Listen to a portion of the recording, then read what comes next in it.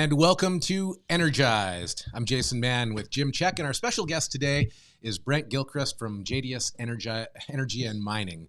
And we're energized. And we're energized. Great to have you sit down for a cup of coffee with us today. We want to talk a little bit about the future of EV and mining and what mining's role is going to be in the production of EV cars. Why don't you start with, you were saying you have a presentation that you want to put out and just show that, like what people are talking about in the future that you say it's not really doable in the time frame they're talking. Certainly not. We spent a lot of time on this. We have an interesting lens at JDS Energy and Mining, and also we run a resource fund with Dean's Knight Capital out of Vancouver. So we spent a lot of our time looking at the energy transition and energy today. And we have come to the conclusion, which many others have, that the time frames are physically impossible to make the new oil out of copper, lithium, right, cobalt, all those things. The mining business would have to grow exponentially in a really short period of time. Wouldn't you think, though, like JDS Mining would be like thinking this is their golden goose, though, because it's really going to ramp up mining. It's going to switch from oil and gas, which you guys don't do, I don't think, but you do. You support mines in many ways, right? From construction to underground to, like, you guys do it. I looked on the website. You guys do everything. EPCM, like why don't you just tell us basically what you guys do actually first? Yeah, very good question. Thanks. So we build mines, we engineer them, we do a lot of the 43-101 studies, which is you have to put that in the market as a mining company, whether it's resource or the technical engineering reports. We own mines ourselves, we close mines, and we invest in them. So pretty much cradle to grave, that's right, what we do. And what is like some of the minerals that you guys are kind of more involved with? What are those? So we actually call them the staples of life. It's the coppers, the lead, the zincs. We don't really do coal. And lots of precious metals. So right, gold, silver. So copper mines typically are larger and a long time to get from discovery to like producing copper.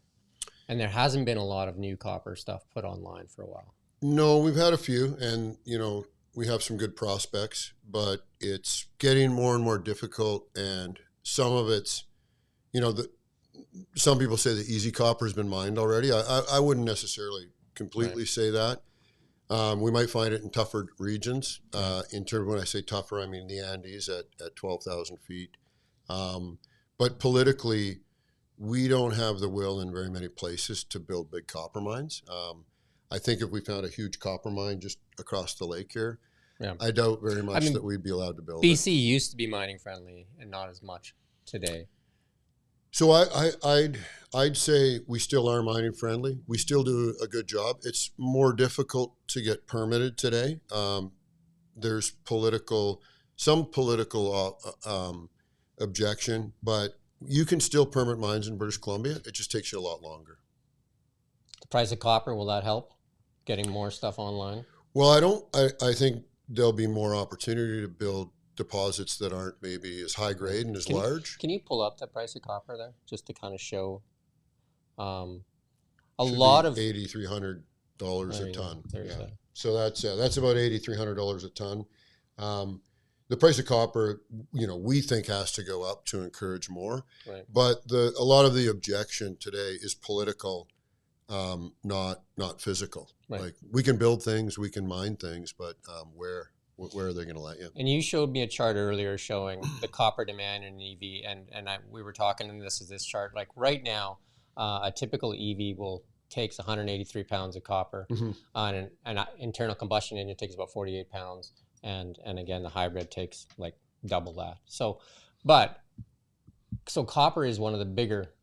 Like if you replace every car right now with that right, technology, you would have 4 times the need of copper, right, if you replaced every vehicle.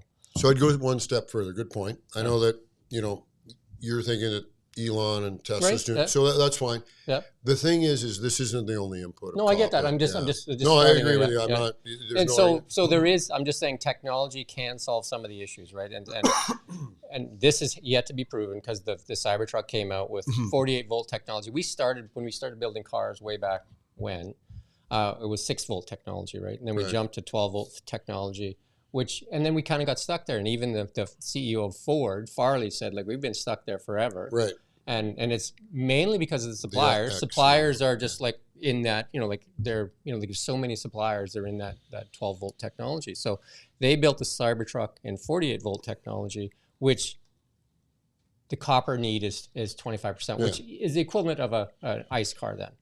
So with that said, whether that works or not is true. And what he did do also is he sent the manual to all the other auto manufacturers and said, hey, let's all move together towards 48-volt technology. And that can be in ICE cars too. That doesn't necessarily have to be in EV, right? That Right. 48-volt technology can be done in every car, but it's a big ask, right? Because there's a lot of auto manufacturers, right?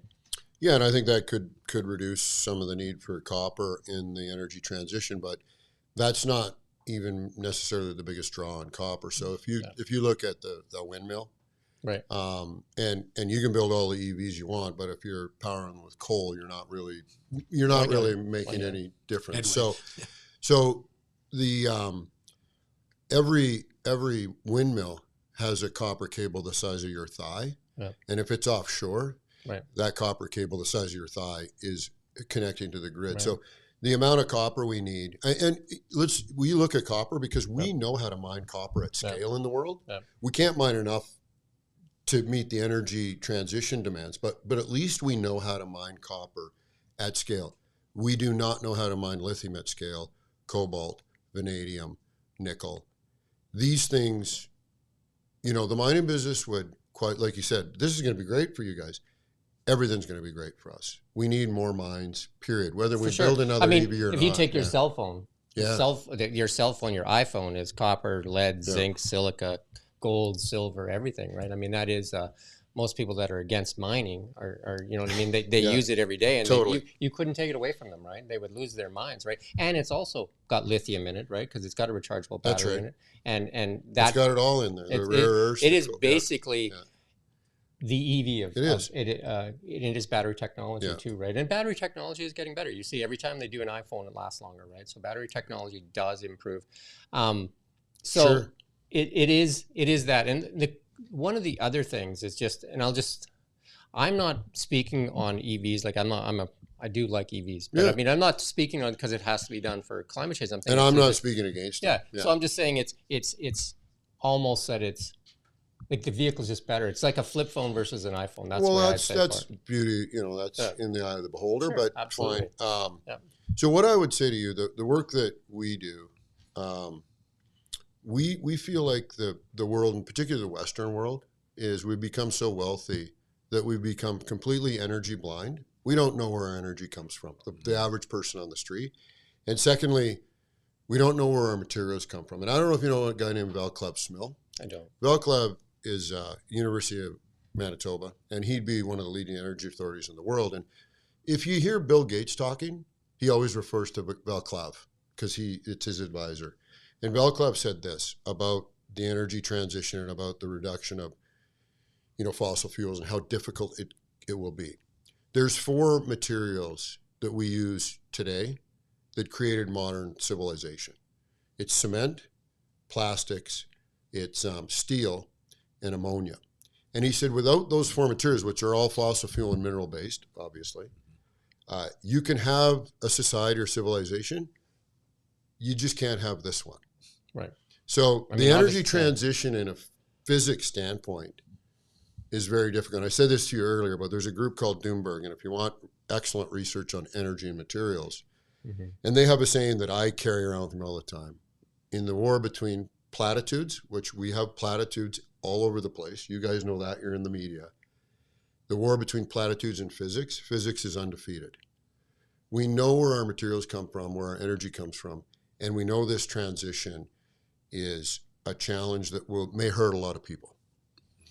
I agree. Carbon tax is unnecessary, and I believe we need to use our oil and gas resources, because if you look at most nations in the world that are rich, are energy rich. They're rich because of energy, right?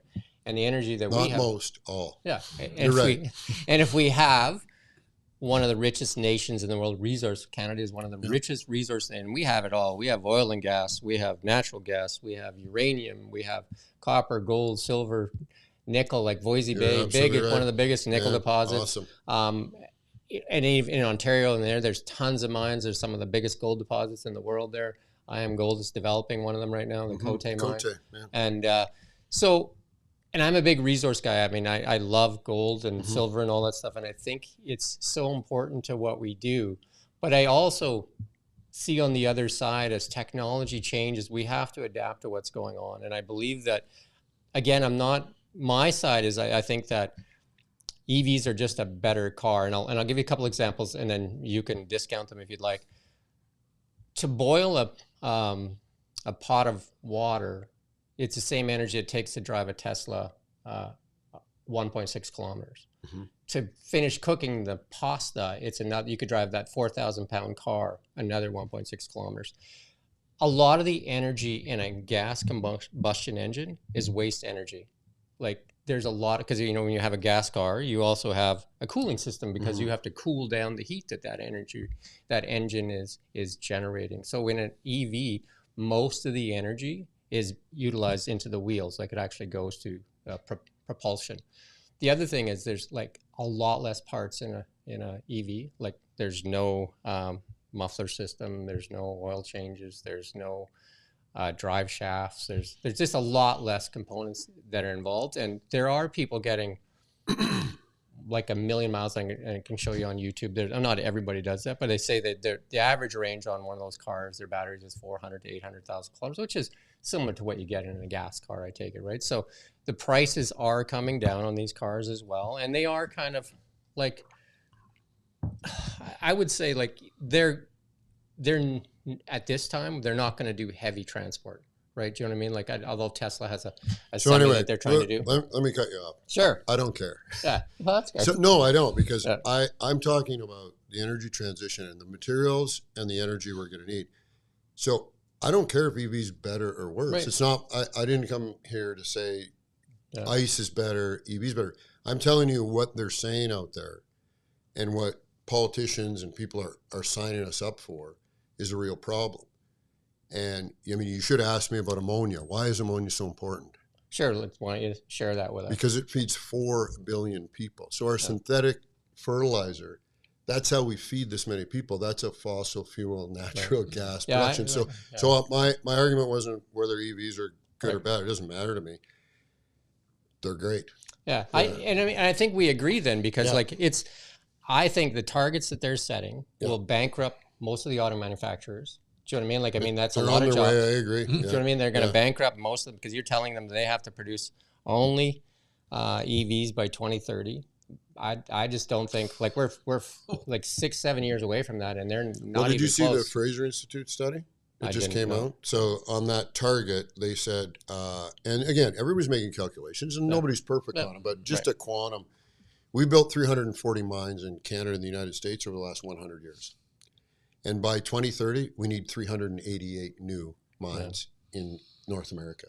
Right. So, again, it's just platitudes. And we have to educate people, not that EVs are better or ICE is better. Yeah. That's irrelevant. What we have to educate people is we have a certain system here that we've developed over the last 150 years using fossil fuels, and it feeds 8 billion people. Right. And if we want to stop using that really quick, I think we're going to have a lot of population in real trouble. Right. And I've said this many times when I talk about EVs. I think it's wrong that the right and the left use the EV as the flag for climate change, because I think it should stand on its own. Like, it's its own thing. Like, if it's better, people will adopt it. If it's not, they won't. But we are a society that's built on energy. Everything we do in the morning, I use this as an example for most people, a slice of bread. You take a slice of bread, it takes a tractor that burns diesel to plant the seeds. And then it takes another tractor to fertilize it, and it takes another tractor to harvest it. And then they combine it, and they put it in the back of a transport truck, takes it to the granary. The granary then has a train that runs on diesel that takes it to the flour mill. They grind it with energy, and then they send it to the baker on another truck, and that other truck takes it to, once they make bread with it, take it to the store. You drive in your truck to get it, and you take it home and toast it. Right. All energy, right? Yep. Everything we do every time we wake up in the morning, what we're doing here, the cup you're drinking, everything is is made with energy. Absolutely. And to say like that's what and oil was the well, oil energy is right now source is the energy But source that's but they're a little bit blinded by these goals. And I believe some use the EV as their flag, Right. as this is the political right and left, right? And I think that's I'm like I said, I worked at a mine site as well. I know what it takes to put a mine into progress, and I believe some of the best jobs in the world are mining, right? Because even the janitor at a mine site can build a house. I would say this to you, that they are using the EV as the flag or the ICE as the flag, right? And the reason is because it's simple, Yeah. and they can get their heads around it in 2 or 3 sentences. Okay, EV's better, ICE, because you don't have emissions coming out of the tailpipe. And I would say to you, even your dissertation on your energy of your Tesla, I would go a little deeper than just like the vehicle itself and where the energy comes from, because most people think electricity is energy, right? And it's not a primary energy, so that has to come from somewhere. And so the amount of energy you would need to run all of the vehicles electrically, that changes your calculation a lot, because you know how much there's waste in the ICE vehicle. You know how much waste there is in the grid. You know how much electricity we have to produce to deliver at to peak. keep it charged, right? So I always say, like, if you go one level down, you might be at the EV argument with the ICE. If you go 2 levels down, your eyes will open. Go 6 levels down, and where our energy comes from, where our materials, our minerals come from, and where our materials come from. And I think we just have to spend more time talking about that, because you're right. I agree with you 100%. Energy is economics. It's why we can move, eat, do everything. Well, you just look at some of the poorest countries in the world. They have no energy, right? And I think, and the current government in place is basically kneecapping us and kind of like hurting other countries, not even just our own, right? They're hurting other countries. And if we look at the stuff that's happening in Ukraine right now, we have Europe at the mercy of Russia, Exactly. and because we won't produce LNG, right? And it's kind of ludicrous. So I'm a big proponent of mining, and I think that we should be mining more, and we should try to encourage. Again, if we go look at most hospitals, you're going to see a lot of the equipment donated in hospitals is by the Kinross's and the kind of like Fairview, the Chuck Fipke's. Yeah, the Chuck, you know what I mean? Like, and that came out of the ground, right? Yeah. Like, and again, if you look at the Toronto Stock Exchange, and if you look at the number of TSX listed stocks that make up the bulk of that, right? It's going to be the mining industry. For some reason, we've decided that that's bad, and we're ashamed of it, right? So, well, and I think it just goes back to we don't know where things come from, because we use them every day, and we live an incredible lifestyle here in Kelowna. Yeah. And we actually don't know a lot of people don't know where that stuff comes from. Energy blind, and as you kind of articulated, food blind as well, oftentimes. Well, I mean, food is energy, right? Like, so if we don't have, and I didn't want this to be a fight about EVs either, right? I mean, it's absolutely not. Yeah, I'm just telling you that it doesn't matter to me, EV or. Right. And I think it's technology will sort itself out, right? And that's just the way it is, right? But what is your guys' outlook as far as it goes for mining right now? Obviously, you see lots of demand based on what they're asking for or what they're pushing. Well, I would say this too, that people, I think, get excited about mining when the stocks look like they're rising and everybody wants to explore for more. That's quite muted right now. The capital for mining is down, but the demand is not, and the demand for services like our company and for copper miners. Right. That's really good. And when you look at the production of copper over the 10 years, it just goes up a little bit every year, right? It never really blips. Maybe during a recession or COVID it did. But the outlook is excellent. We know we can't build enough mines. And that if you eliminated the energy transition and EV cars and all that, we still have to mine a lot of copper. Yeah, because if you look at some of the big ones, Newmont's, the stock has languished, right? Like it's like gold's never been higher. Yeah. Gold's never been higher. It's at records, and yet there's no focus on gold because the money doesn't flow into gold, because it's just like the algorithms on the stock market seem to want to push everything into tech. Well, I think there's a focus right? on gold because the price has gone up, but the stocks, right? The producers of the gold, exactly, it has not gone up. And so there's been some inflation there for the producers, so they didn't get all the margin. Yeah. But they're still, the good producers. They've never been healthy. In better shape. No, they've balance never been in better sheets shape. are good. And I'm an investor in a lot of gold stocks, but they don't do a lot. But then I believe that a lot of the algorithms are chasing the few tech stocks. So even if you look at the breadth in the NASDAQ and the Dow, it's very narrow, right? Like it's so narrow. And in the Russell, the seven magnificent, your favorite. Fangma? It's your favorite. There's not my favorite. Tesla. Tesla, it's for It's sure. No, but it's one of the seven magnificent. For If you sure, look at, absolutely. That's But, most of the market now. Yeah, I mean, it's also Tesla's one of the actual manufacturers, where the other ones are like more like like if you took like Facebook and Netflix, they're more service-based companies, right? I don't know. So Apple manufactures quite a bit. Apple does manufacture. Apple So is, does is probably, Microsoft. Microsoft does too. But Apple definitely is a different beast. Most people have an Apple product in their house somewhere, right? Like I mean, that's probably worldwide, right? So it is. Yeah. I mean, they have their own kind of like garden, right? And I would say that they're an unusual company. I believe Tesla's in their company, right? So for what they do, robotics and a whole bunch of other things, right? They do more than just a car, right? I don't think they want to be in the car business, actually, from what I listen to. I don't think that. So how do we shift like youth into, because it used to be when they were going to school, young people like Marcy would be interested in geology and all that stuff, and a lot of kids aren't, like they're not in there because they're good paying jobs. Well, the mining industry is like the mining and energy are the highest paying jobs in the country, right? And we're also the mining industry, and I might be just off, but it's really close. It's the largest employer of First Nations in the country, right? Yep. So they're wonderful businesses. You can travel the world. You work with a lot of some of the places you don't want to travel to. Yeah, totally. Yeah, and you get job offers, and you work with a lot of cool people. So yeah, it's a great place for young Canadians. Because everybody wants to go to Vancouver and drink Starbucks. Yeah, they want to do tech, right? Tech jobs. They want to sit curl up on the couch, right? The opportunity's north. No, I know. Like the opportunity in our country, there's so much opportunity. I've lived in Thompson, Manitoba, high level Alberta, and I think those are the two northern ones. But yeah, so I've been to a lot of mine sites, checking things out and stuff too. But I'm just saying, I don't hear it from youth. Like I said, the mine site that I worked at, the janitor, was making $85,000 a year, right? And they could buy pickup trucks and houses with that, right? And especially in the communities they were living in. So. And I know a lot of guys were making six-figure pluses too. That's right. So they some of them had education, some of them just worked hard, right? So, I mean, the mine site today is a highly skilled, technical place, and yes, there's laborers, but there's a lot of very technical people in it. For sure, right?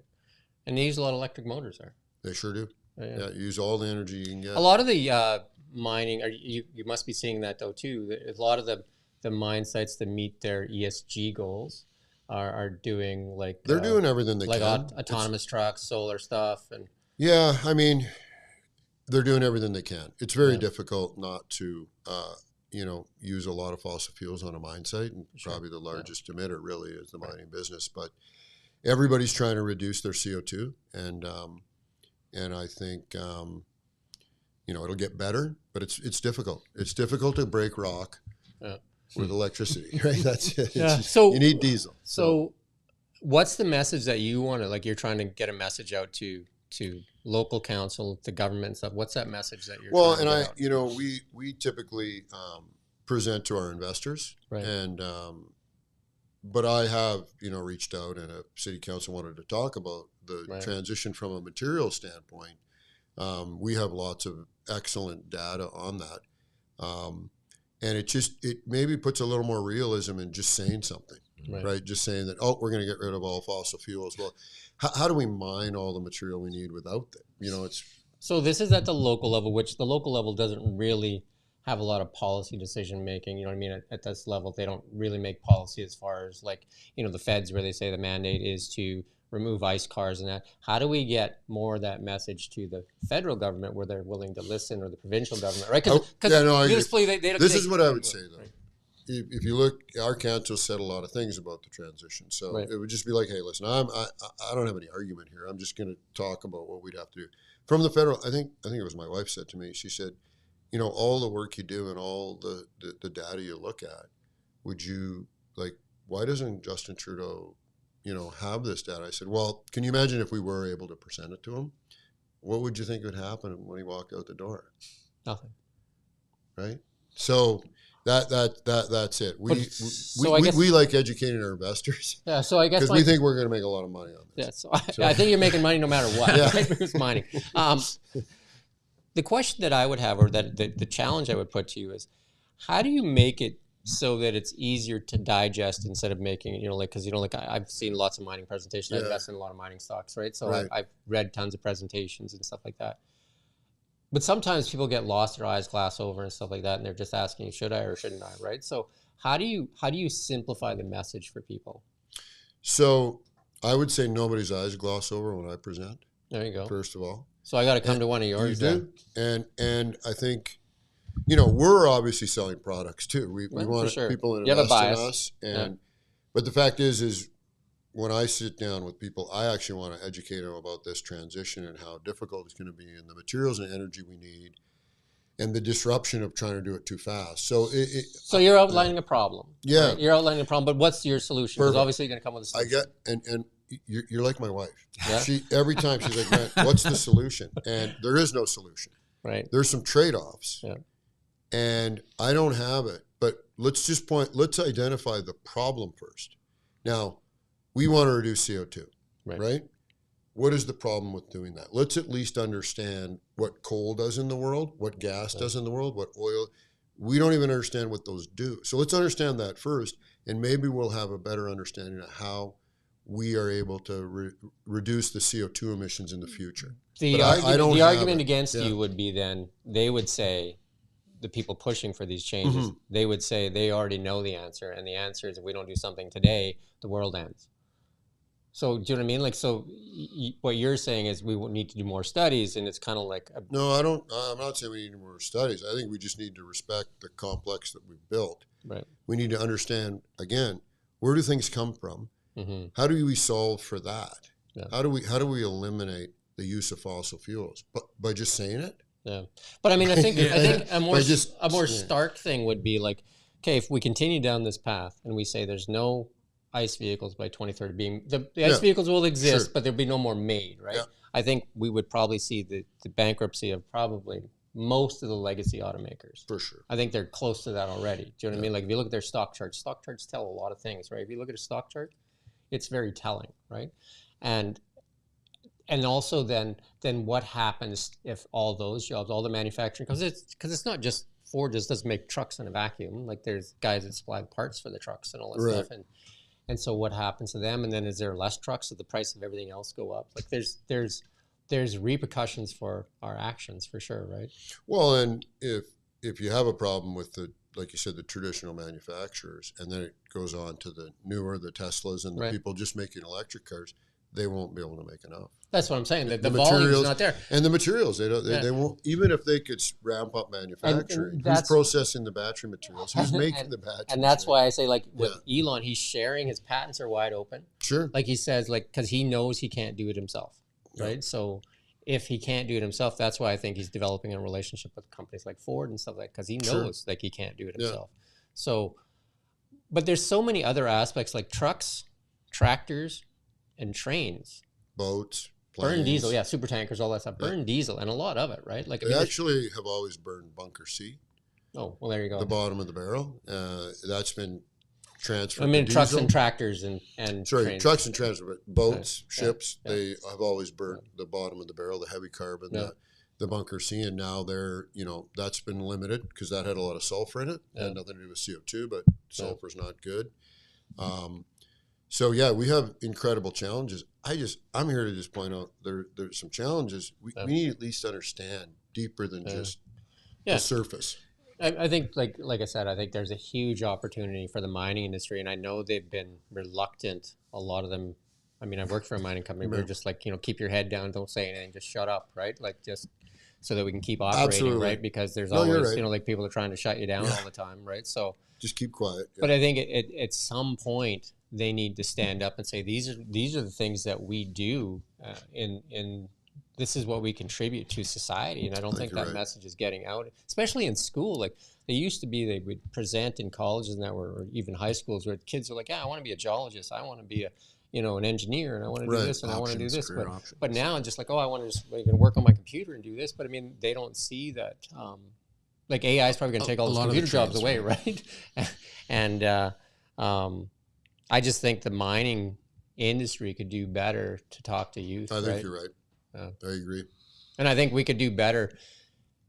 I think they used to lobby more too. Like I think, and maybe they got in trouble because maybe they did some stuff that wasn't exactly, you know. Yeah, what I mean? Like I don't think they're invited to lobby in a lot of places like Yeah. schools and things like Yeah. that. But I think you're right. I don't. Again, I've got a soapbox, but I don't have a lot of the trade-offs. I don't. But I mean, you know, anybody I would just challenge him and go to the TSX and go through the list of the top stocks, and you're going to find dominated by energy and mining. You're right. So, and we've always done. You said something earlier how we're so rich, resource and, rich. you know, North America, but Canada, incredible. But I also would say we're the best in the world at it. From an environmental standpoint, we're the Well, I best. think some of the mining technology that we We're have, like I'm saying, incredible. we have, and I've always said this, we have some of the best miners here. Mhm. Most of them are mining somewhere else because they can't mine here, right? You know what I Yeah. mean? If we look at some of the guys, like B2 Gold's Clive, That's right. right? I mean, he's got a lot of mines, but they're not in Canada, right? Yeah. There's a lot of guys that are mining in different locations. Well, right? we export that knowledge and that ability, but I mean also our regulation. Like Yeah. we understand the regulations and the environmental Right. standards of British Columbia. It's the best in the world. Yeah. Sometimes it's really, really hard, but you know, the mining business makes an impact. There's no way around making an impact, but we mitigate that impact as much as we can in this country and in this province. So I want to go back to the original, or maybe not, the original position. You want to get this message out. You want people to better understand. And if Trudeau could understand or the government could better understand, that would be even better. But how do we get that message? Well, I'm just one guy trying to inform people, and I don't have a big platform, and I really wasn't looking for a big platform.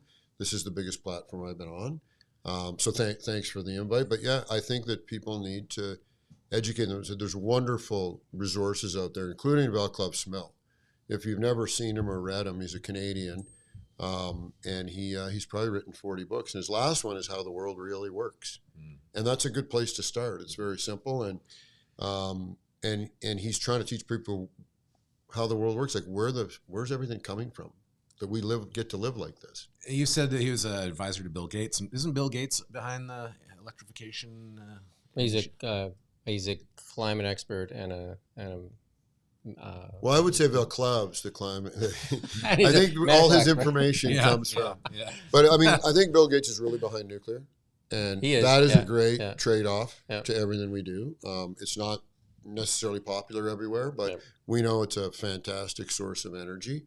Clean energy for sure. Very clean, and also safe. But BC already does a really good job with clean energy. We don't BC have is a problem with that. 96% of our energy is clean. Absolutely. And then we still punish British Columbians to get that last 4% out of us, right? So No, you're right. I mean, when you have the topography and the geography of hydroelectric, it's fantastic. Do you know what I mean? Like, we have a a carbon nuclear. tax in BC when 96 we're one of the cleanest places on this planet.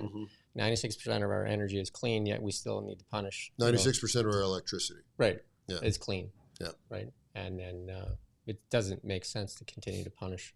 Right. So No, we do an excellent job in Canada for a massive country with so much geography and so few people, and we need so much energy because it's so cold. yeah. We do an incredible job. And maybe that's Manitoba. why, right? Yeah, absolutely. And we built a lot of nuclear power plants between 1970 and 1990. We led the world in the can-do plants, nuclear plants, and we don't do it anymore. Anyway, Ontario's doing a great job now too because they're back on the nuclear campaign, and they could lead the world out of it.